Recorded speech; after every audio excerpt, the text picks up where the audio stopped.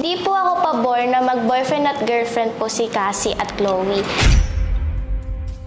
Hello, sa loob ng management, sila pa talaga.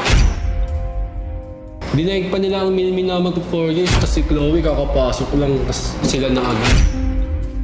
Hindi po ako pabor na mag-boyfriend and girlfriend si Cassie tsaka si Chloe. Ano yun, pumasok lang si Chloe para makipag-boyfriend-boyfriend dito? Eh, bawal yun. Andito sila para mag-work, ba't may pag-ganon?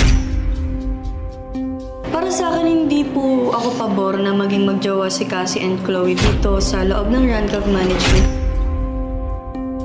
Ang weird kasi tingnan na parang si Chloe pa talaga yung nag-propose kay Cassie. Sa sobrang tagal namin ni Mitch dito, 3 years, dinig pa tayo, di ba? Siyempre, hindi ako pabor sa pagiging mag-boyfriend at girlfriend ni Cassie at Chloe. Kaya kung ako sa'yo, girl, huwag kang masyadong magpakakampante at magpakasaya. At dahil sa ginawa ninyo, alam nyo ba na ito ay may kaukulang parusa?